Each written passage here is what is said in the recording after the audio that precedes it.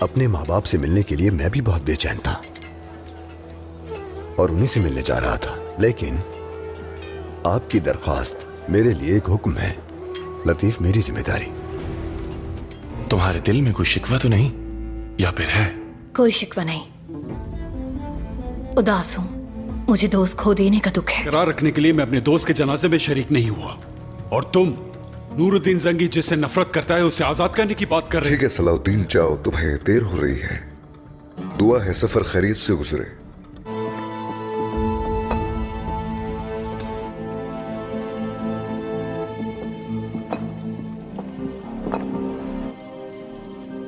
شاتیلیون،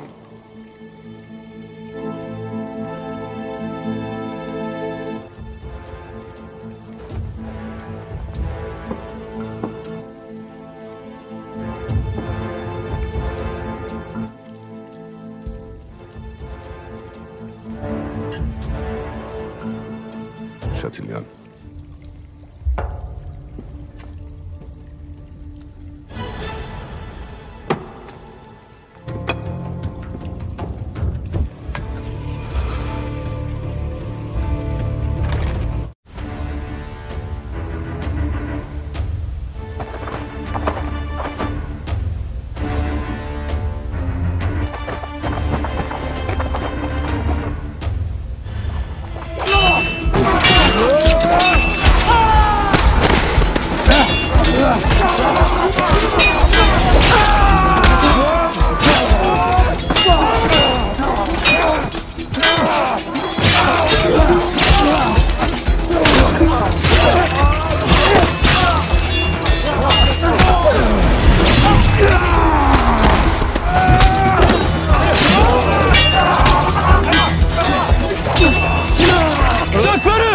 Daha fazla dayanamayız!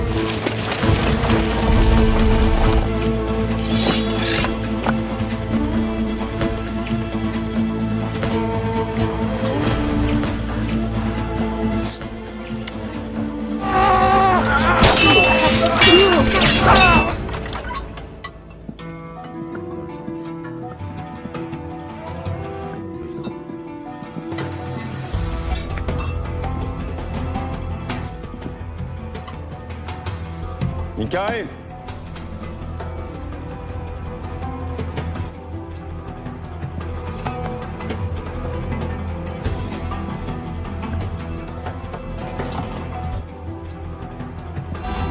Oo, Akif.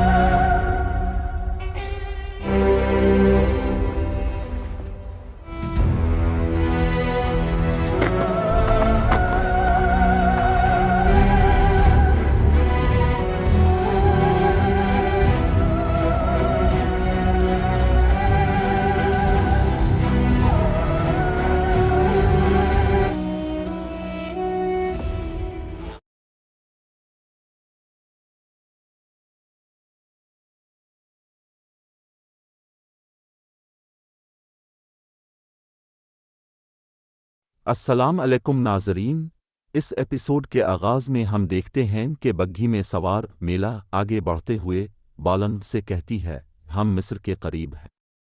تو بالن پوچھتا ہے کیا آپ واقعی صلاح الدین کو مارنے کے لیے پرعزم ہیں؟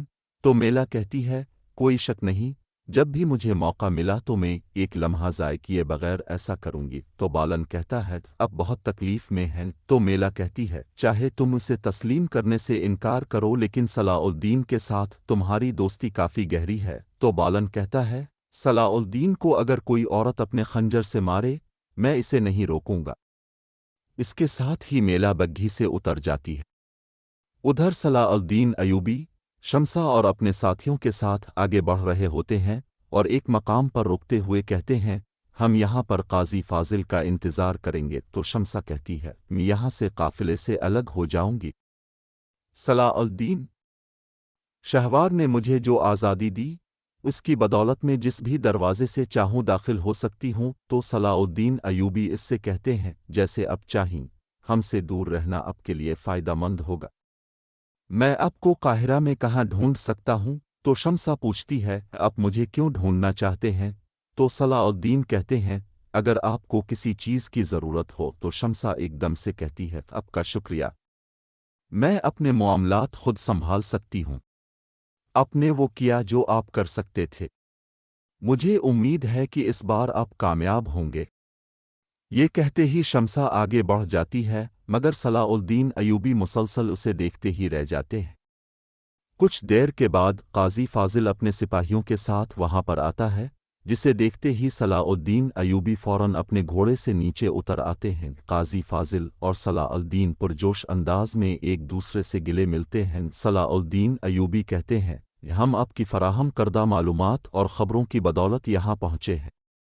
اور پھر قاضی فاضل سرائے والے کا شکریہ ادا کرتا ہے اور پھر کہتا ہے خلیفہ حضرت ہمارا انتظار کر رہے ہیں، فوجی شہر میں داخل ہونے میں ہماری مدد کریں گے۔ تو صلاح الدین ایوبی کہتے ہیں چلو جلدی کرو، شہر میں ہمارے داخلے کے بارے میں شہوار کو جتنا دیر سے پتہ چلے گا اتنا ہی ہمارے لیے بہتر ہوگا۔ تو قاضی فاضل کہتے ہیں میں نے شمسا کو دیکھا، کیا وہ آپ کے ساتھ تھی؟ تو صلاح الدین ایوبی کہتے ہیں جی ہاں، وہ ہمارے ساتھ آئی تھی، وہ اپنی ماں کو ڈھونڈتے ہوئے شام آئی تھی، باقی میں آپ کو بعد میں بتاؤں گا۔ اور پھر پوچھتے ہیں ہم شہر میں کیسے داخل ہوں گے؟ تو قاضی فاضل کہتے ہیں شہر میں داخل ہونے کا ایک ہی راستہ ہے لیکن مجھے نہیں لگتا کہ آپ کو یہ پسند آئے گا۔ ادھر وہ بزرگ کارا دگن سے کہتا ہے تم ایک دن اسے یاد کرو گے اور لگتا ہے وہ دن آج کا ہے۔ کافی عرصہ ہم ایک دوسرے کو کچھ کہے بغیر ایک دوسرے کو دیکھتے رہے ہیں۔ تو قاتی گن کہتا ہے آنکھوں سے دیکھتے رہے۔ بزرگ کہتا ہے ہماری خاموشی کو کوئی نہیں سمجھ سکتا اور نہ ہی ہمارے الفاظوں کو۔ میری زندگی کے آخری دن چل رہے ہیں اس لیے میں اس تنازع کو مزید طویل نہیں کروں گا۔ ایک چنگاری روشن ہو گئی ہے، میں نے تمہاری آنکھوں میں دیکھ کر ہر چیز بتا دی ہے، اب سب کچھ تمہارے ذہن میں بس گیا ہے کیونکہ گوکتے نگری نے روح کا انتخاب کیا۔ تو قاتی گن پوچھتا ہے اس نے مجھے کیوں چانا؟ عقاب نے مجھے کیوں چانا؟ اس نے مجھے تکلیف دینے کے لیے منتخب کیا، میرا دل جل رہا ہے، کیا اس نے مجھے اس لیے چانا تاکہ میرا دل مزید جلے؟ گوکتے نگری نے مجھے کیوں چانا؟ وہ یہی الفاظ دہراتا کھڑا ہو جاتا ہے اور اس کی آنکھیں بھر آتی ہیں، اور پھر وہ خود ہی کہتا ہے اب کی وجہ سے عقاب، اب کی وجہ سے مجھے مر جانا چاہیے تھا، اب نے مجھے کیوں بچایا؟ کیا اب جلدی نہیں آ سکتے تھے اور میرے بھائی کو بھی نہیں بچا سکتے تھے؟ مجھے اب نے کیوں بچایا؟ اور پھر بیٹھتے ہوئے کہتا ہے اب مجھے وہاں سے کیوں لے گئے؟ تو بزرگ کہتا ہے تمہارے بابا ایسا چاہتے تھے، ہر چیز تمہارے نفس کے لیے تھی۔ تو کارا دگن کہتا ہے ٹھیک ہے، میں اس نفس کے ساتھ کیا کروں جو میرے اندر ہے عقاب؟ تو بزرگ کہتا ہے تم اس وقت تک زندہ رہو گے جب تک کہ تمہارے نفس کے حقیقی مالک کو وہ نہ مل جائے جو وہ چاہتا ہے۔ پہلے کی طرح میں یہ وقت نہیں بھولا۔ اگر تم تینگری کا تحفہ چاہتے ہو تو اپنی عقل کو تینگری کے سپرد کر دو۔ یہ کہتے ہی وہ قاتی گن کے سر پر ہاتھ رکھتا ہے تو قاتی گن بے ہوش ہو جاتا ہے۔ ادھر ہم دیکھتے ہیں کہ صلاح الدین ایوبی قاضی فاضل اور لطیف کے ساتھ ایک کنویں کے پاس کھڑے ہوتے ہیں اور پوچھتے ہیں کیا ہم یہاں سے داخل ہوں گے؟ تو جوابا قاضی فاضل کہتے اب کا نام یوسف ہے، اس لیے مجھے لگا کہ مصر میں داخل ہونے کے لیے کنویں کے علاوہ کوئی دوسرا راستہ موزوں نہیں ہے۔ تو صلاح الدین ایوبی کہتے ہیں سب سلامتی سے ہو جائے، اب انجام اہم ہے۔ ادھر قاہرہ میں بالن شہوار کے سامنے کھڑا ہوتا ہے۔ شہوار کہتا ہے ہمیں خوشی ہے کہ بادشاہ حضرت نے اتنی جلدی معاہدے کے لیے ہماری درخواست کو قبول کیا، قاہرہ میں خوش آمدید۔ تو بالن کہتا ہے بادشاہ کا خیال ہے کہ یہ معاہدہ ہماری شراکت پر طور پر حل کرنے کی ضرورت ہے۔ گندم کا قافلہ جو کمانڈر مالس کی موت کے دوران آیا تھا، اسے دوبارہ بھیجنا ہوگا۔ تو شہوار کہتا ہے اب یہ آپ کی پریشانی نہیں ہے، قاہرہ کے گودام میں گندم تیار ہے، اب جب چاہیں قافلے کو مجاز پر کھول دیتا ہے۔ یہ دیکھ کر جوہر اور شہوار بہت خوش ہو جاتے ہیں، جبکہ شہوار کا بیٹا کامل کچھ زیادہ خوش نظر نہیں آتا، اور پھر شہوار بالن سے کہتا ہے آپ کا بادشاہ بہت سخی۔ تو بالن کہتا ہے کیونکہ ہم نے گندم کا مسئلہ حل کر لیا ہے، میں اپنے تاجروں کو جلد از جلد بازار میں بھیجنا چاہتا ہوں۔ تو شہوار کہتا ہے میں تمہاری جلد بازی کو سمجھتا ہوں، لیکن ایک اور مسئلہ ہے، مصر، اس کی زمینیں حساس ترازو ہیں، اس ترازو کی وجہ سے جو یہاں موجود ہے جنگجو ہے، فکر نہ کرو، تجارت کی زبان اور مذہب مشترک ہے، مجھے یقین ہے کہ ہم مقامی تاجروں کے ساتھ اسے حل کر لیں گے۔ تو شہوار کہتا ہے اگر ایسا ہے تو آج سے بازار آپ کا ہے، دریائے نیل کی طرح ہماری شراکت داری میں برکت ہو۔ یہ کہتے ہی وہ بالن سے ہاتھ ملاتا ہے۔ ادھر شیرک روکی اور سپاہیوں کے ساتھ آگے بڑھ رہے ہوتے ہیں۔ ایک مقام پر رکتے ہوئے روکی کہتا ہے انشاءاللہ ہم اس بار سلطان کو مایوس نہیں کریں گے۔ تو شیرک کہتا ہے آئیے دروازے پر موجود پہرے دار کی توجہ ہٹائے تاکہ اندر جانا آسان ہو جائے۔ اس کے ساتھ ہی وہ سب آگے بڑھ جاتے ہیں۔ قاہرہ میں صلاح الدین ایوبی پردے کے پیچھے موجود خلیفہ حضرت سے کہتے ہیں خلیفہ حضرت، میں سلطان نور الدین کا سلام اور نیک خواہشات کا پیغام لایا ہوں۔ تو خلیفہ حضرت کی آواز آتی ہے جنگی سے نور الدین، بغداد سے خلیفہ کا عزیز نور الدین مجاہد نور الدین، اس نے کب سے ہماری قدر اور عزت کرنا شروع کر دی۔ تو صلاح الدین ایوبی کہتے ہیں ہمارے سلطان مشکل وقت میں تنازعات کو روکنا چاہتے، انہوں نے آپ کو اس بیماری سے بچانے کے لیے ایک حکیم کو بھیجا ہے۔ تو خلیفہ حضرت کہتے ہیں یہ تمام حکیم میرا علاج نہیں کر سکے، کیا یہ حکیم میرا علاج کرے گا؟ تو صلاح الدین ایوبی کہتے ہیں جیسا کہ اب جانتے ہیں کوئی نہیں جانتا کہ شفا کب اور کس کی طرف سے آتی ہے، لطیف فطرت میں چھپی دوائیوں کا ماہر ہے۔ تو خلیفہ حضرت کی آواز آتی ہے میں نے تمہیں یہاں قاضی فاضل کے کہنے پر قبول کیا ہے، میں نے وزیر شہوار کے ساتھ اپنے تعلقات کو خطرے میں ڈال دیا ہے، لیکن اسے علاج کے ذریعے یقینی بناؤ۔ دوسری جانب قدس میں گندم کے گودام کے باہر صلیبی سپاہی تیار ہوتے ہیں، اسی لمحے انہیں تیر لگتے ہیں، اگلے ہی لمحے شیرک سپاہیوں کے ساتھ ان پر دھاوا بول دیتا ہے، انا فانا صلیبی کٹتے ہی چلے جاتے ہیں۔ جلد ہی ان سب کا صفایا کرنے کے بعد شیرک آگے بڑھتا ہے۔ ادھر قاہرہ میں میلہ جمشید کے پاس ہوتی ہے اور اس سے کہتی ہے اب میں جانتی ہوں کہ میں قاہرہ میں واپس کیوں آئی ہوں، ہم قدرت سے آنے والے تاجروں کے لیے ہر ممکن کوشش کریں گے۔ کوئی آواز سنتے ہی وہ دکان سے ایک طرف ہو جاتے ہیں۔ ادھر گودام میں بازنی سپاہی گندم اکٹھی کر رہے ہوتے ہیں، ایک بازنی سپاہی اپنے ساتھیوں میں سیب تقسیم کر رہا ہوتا ہے، اسی لمحے دروازہ کھلتا ہے اور شیرک اپنے ساتھیوں کے ساتھ ان پر حملہ کر دیتا ہے، امیر آروکی بھی کافروں کو کاٹنا شروع کر دیتا ہے۔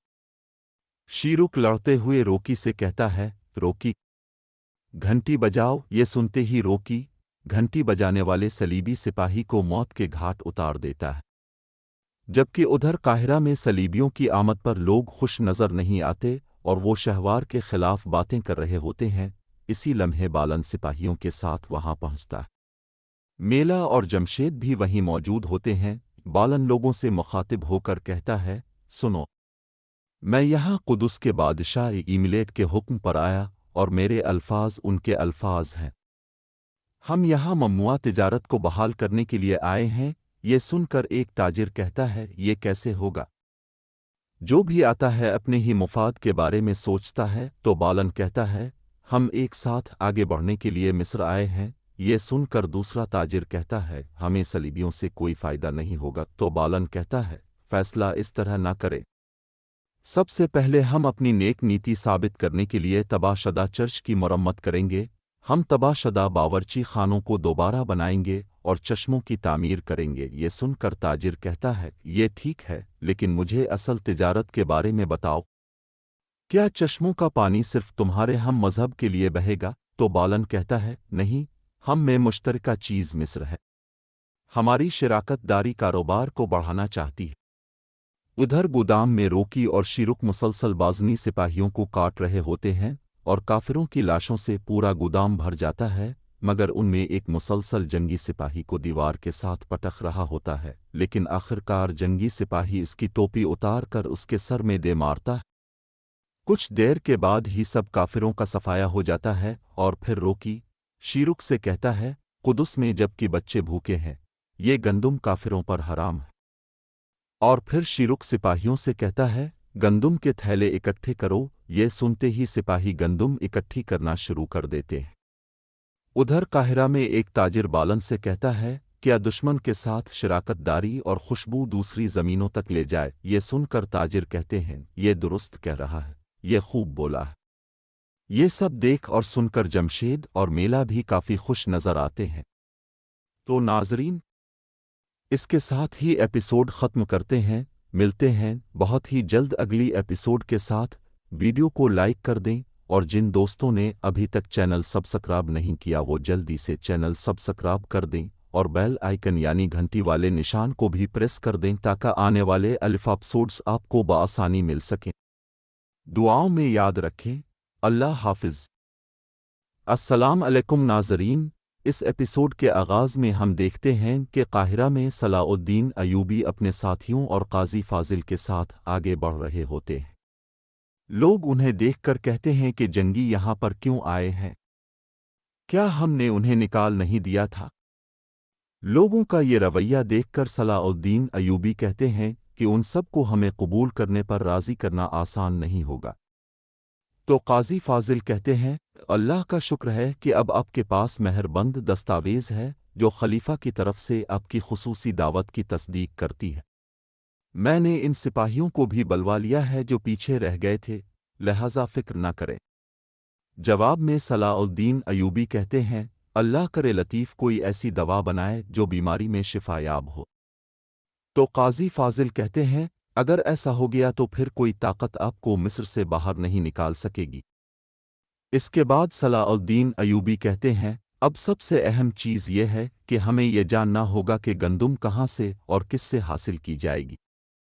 तो काजी फाजिल कहते हैं, मुझे अब दीवान में जाने की इजाज़त नहीं है। मेरे लिए ये जानना मुश्किल हो गया है कि शहवार क्या करने का इरादा रखता है और किस चीज़ की मंसूबाबंदी कर रहा। इसी लम्हे कामिल उनके पास आता है और कहता है, बहुत से लोग हैं जो मुश्किल मामलात में सहूलत फराहम करते हैं। काजी फाजिल, मुझे आपको कुछ बताना है। ये सुनकर सलाउद्दीन अयूबी हैरान गोई से कामिल पर मामूर मुहाफिजों को सर काटने का हुक्म दे देते हैं। तो जौहर कहता है, काजी फाजिल, वो चुपके से इसे अंदर ले आया और खलीफा हजरत के इलाज के बहाने दाखिल हुआ। वो अपने साथ हकीम लतीफ़ को लाया है। ये सुनकर शहवार कहता है, मुझे खलीफा के इलाज से कोई सरोकार नहीं।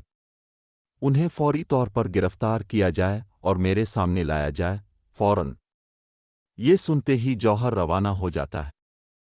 बाहर बालान लोगों से मुखातिब होकर कह रहा होता है, अब हम नहीं बोलेंगे बल्कि हमारी तिजारत खुद बोलेगी। ये एक साथ जीतने का वक्त है। इधर सलाउद्दीन अयूबी आगे बढ़ते हुए काजी फाजिल से पूछते हैं, क्या आपको यकीन है कि कामिल सच कह रहा है? आखिर वो शहवार का बेटा है, शायद ये कोई खेल हो। तो जवाब में काजी फाजिल कहते हैं कि आलम जालिम से और जालिम आलम से जन्म लेता है। मुझे जिसने सोने का मकाम बताया और नक्शा दिया वो कामिल ही था मेरे अमीर।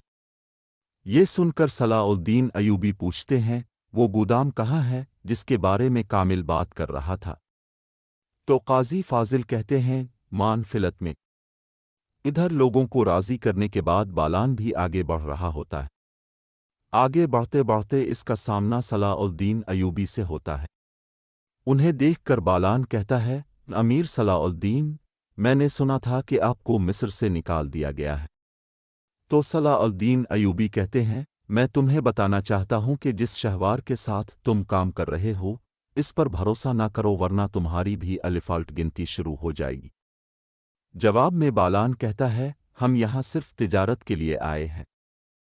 تو صلاح الدین ایوبی کہتے ہیں کب سے فوج کے سائے میں تجارت ہونے لگی ہے؟ بالان کہتا ہے یقیناً تمہیں معلوم ہوگا کہ ہم خود کو کیوں محفوظ رکھتے ہیں۔ تو صلاح الدین ایوبی کہتے ہیں غزہ سے نکلتے وقت میں نے تم سے کچھ کہا تھا، ان لوگوں سے دور رہو جن کے ساتھ تم ہو، ان سے اپنے آپ کو آلودہ نہ کرو۔ دیکھو تمہارے جوتے پہلے ہی کیچڑ سے بھرے ہوئے ہیں، اگر تم نے یہ راستہ نہ چھوڑا تو پھر مجھے اسے صاف کرنا پڑے گا۔ بالان پوچھتا ہے تم یہ کیسے کرو گے؟ تو صلاح الدین ایوبی کہتے ہیں جسے پانی صاف نہیں کرتا اسے آگ صاف کرتی ہے۔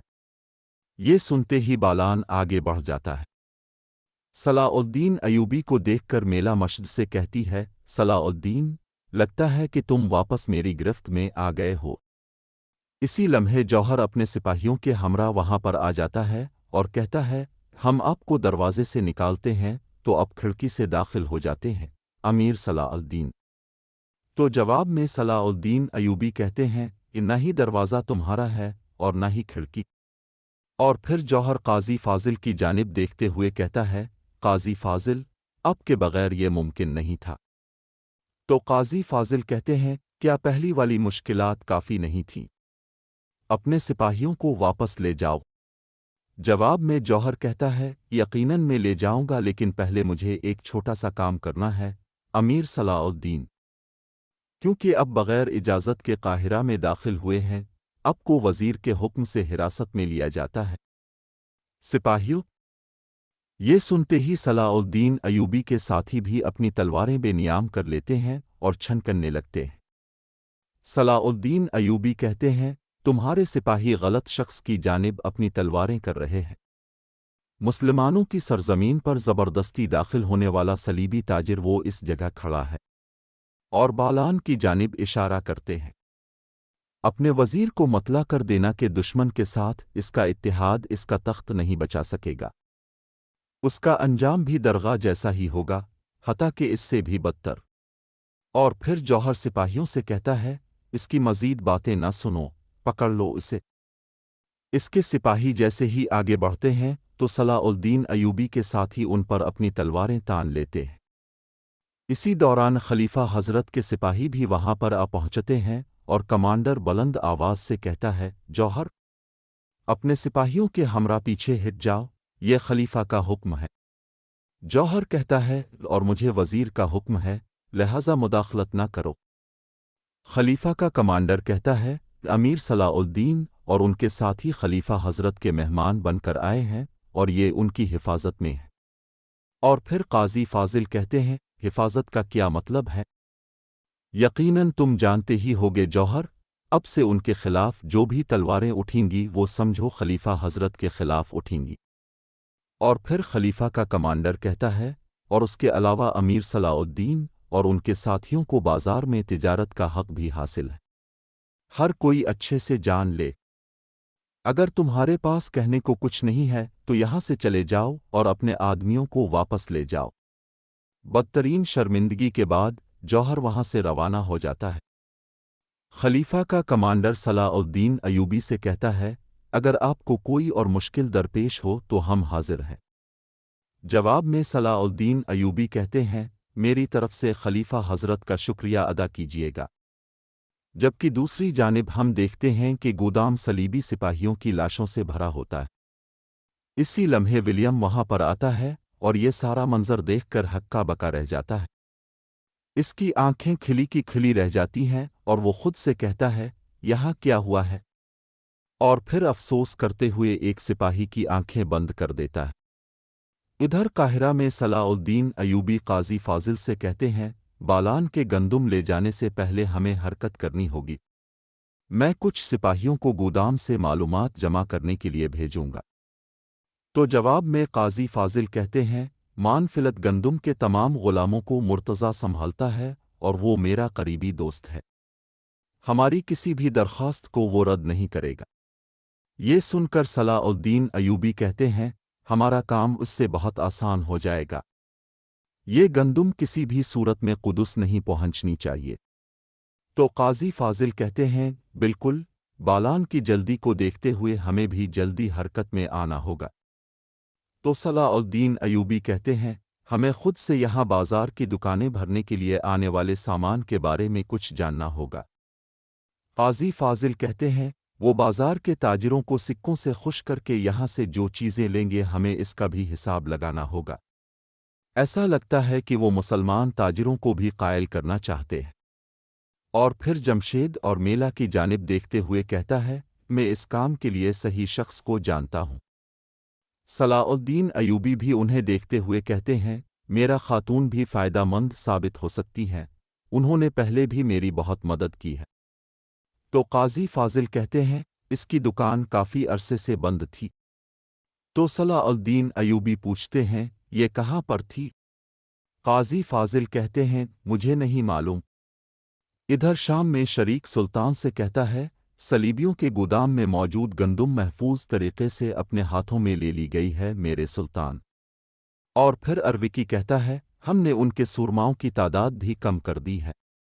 یہ سن کر سلطان کہتے ہیں، تو پھر اب دوسرے فریضے کا وقت ہے۔ ادھر دوسری جانب قدس میں ایمرلے اپنے گھر والوں کے ساتھ بیٹھا کھانا کھا رہا ہوتا ہے اور کہتا ہے، بہت جلد ماریا ملکہ یہاں پر آ جائیں گی۔ یہ سنتے ہی سبی اللہ بہت زیادہ پریشان ہو جاتی ہے۔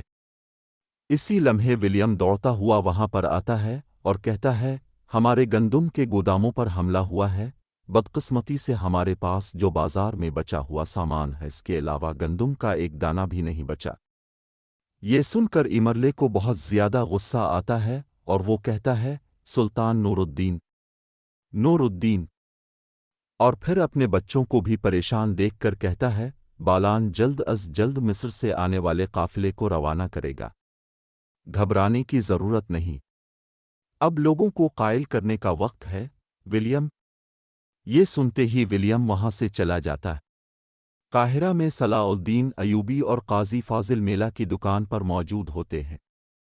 صلاح الدین ایوبی میلا اور جمشید سے کہتے ہیں، صلیبیوں کے ساتھ ہماری تجارتی جنگ شروع ہو گئی ہے۔ میری اب سے درخواست ہے کہ اس جدوجہد میں بازار کے تمام مسلمان تاجروں کو اپنے اطراف میں جمع کرے۔ اور پھر قاضی فاضل جمشید سے کہتے ہیں، جمشید، تم اس بازار کے سب سے قابل، سب سے پرانے اور سب سے اہم تاجر ہو۔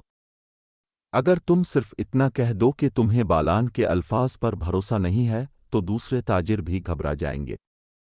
یہ سن کر جمشید کہتا ہے، ٹھیک کہا، ٹھیک کہا، اس کے لیے میں سب کچھ کرنے کو تیار ہوں۔ وہ کہتے ہیں کہ ہم مل کر تجارت کریں گے، بس باتیں ہیں، جھوٹی کہانیاں۔ وہ جو کچھ ہمارا ہے ہم سے چھیننے آئے ہیں۔ اور پھر میلا کہتی ہے، جمشید بالکل ٹھیک کہہ رہا ہے، یہ ہم میں سے کسی کے لیے بھی اچھا نہیں ہوگا، لیکن وہ بہت زیادہ سرمایہ لے کر آئے ہیں، ان کے ہاتھ یورپ تک پھیلے ہوئے ہیں، ہم ان کا مقابلہ کیسے کریں گے؟ تو صلاح الدین ایوبی کہتے ہیں، ہم ہاتھ پہ ہاتھ رکھ کر نہیں بیٹھیں گے، ہم ان کے حملوں کا مناسب جواب دیں گے، اب بالکل فکر نہ کریں۔ اور پھر جمشید خوش ہوتے ہوئے کہتا ہے، بہت خوب، چلو کرتے ہیں، میں اچھی طرح جانتا ہوں کہ مجھے کس سے بات کرنی ہوگی۔ یہ کہتے ہی جمشید قاضی فاضل کے ساتھ وہاں سے چلا جاتا ہے۔ اسی دوران باہر سے شمس صلی اللہ علیہ وسلم آگے بڑھتے ہوئے دکان میں صلاح الدین ایوبی اور میلا کو آمنے سامنے دیکھتی ہے۔ صلاح الدین ایوبی جیسے ہی جانے لگتے ہیں تو میلا ان سے کہتی ہے، اب کو دوبارہ قاہرہ میں دیکھ کر بہت زیادہ خوشی ہوئی۔ اس سے کوئی فرق نہیں پڑتا کہ آپ کے راستے میں کیا رکاوٹیں آئیں گی، بس کبھی ہمت مت ہاریے۔ یہ سن کر صلاح الدین ایوبی کہتے ہیں، اور دشمن بھی کبھی ہتھیار نہیں ڈالے گا۔ آپ کے خیال میں وہ کہاں سے شروع کریں گے؟ अपने बाजार में उसके बारे में ज़रूर कुछ सुना होगा। आपने कहा था कि अब नई हैं लेकिन आपकी खबरें पुरानी हैं। तो बताइए